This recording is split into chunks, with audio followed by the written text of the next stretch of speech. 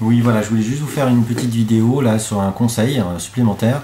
Voilà, donc j'ai été interpellé par un post qui me disait comment fait-on, Jean-Philippe, pour pêcher les poissons qui se trouvent dans un banc parce que j'ai difficulté à les approcher.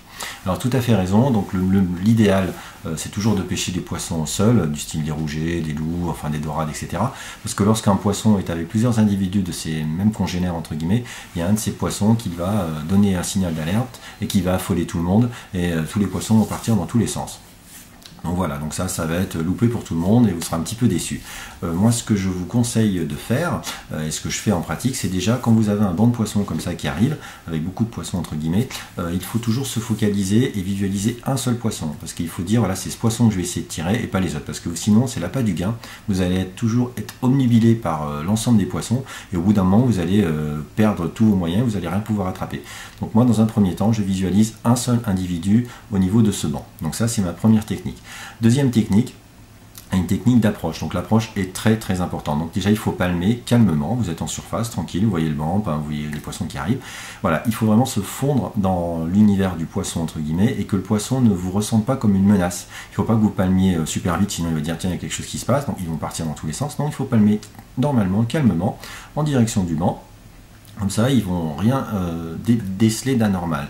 Surtout aussi, il ne faut pas faire de mouvements brusques avec le fusil, c'est-à-dire un coup à droite, un coup à gauche, comme ça. Non, il faut être totalement calme et paisible.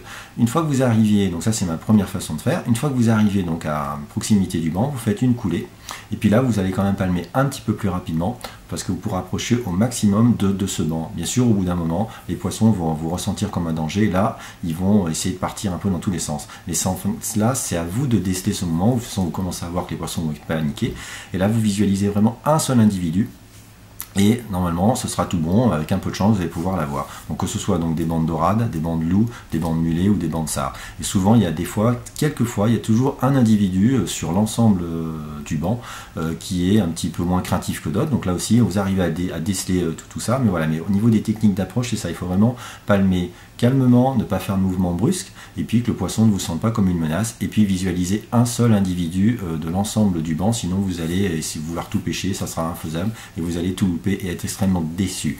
Juste un tout petit conseil supplémentaire, c'est du concret, souvent des fois il y a 5-6 rougets qui sont posés sur le fond, j'en visualise un, bon, je ne peux pas tous les tirer, mais quand on arrive, justement pour faire abstraction du nombre des autres individus, quand j'arrive sur les fameux rougets, il y a 2 ou 3 rougets à gauche ou à droite qui partent, qui se décollent du fond et puis qui partent tout de suite. Là, si ça m'affole, hop, je me dis, oh purée, ils vont tous partir, non. Je reste toujours focalisé sur mon poisson en particulier. S'il part, eh ben, tant pis, mais au moins, voilà, j'aurai pas de regret. Parce que si je me dis, ah, il y en a qui part, c'est bon, ils vont tous partir, non. C'est bien ce que je vous dis, il faut focalisez-vous sur un seul individu. Dernière petite chose, je voudrais juste passer un petit coucou à Sylvain de Villeverac, j'espère qu'il se reconnaîtra. Je vous dis tous à très bientôt, bonne pêche à tous, et puis surtout, soyez prudents.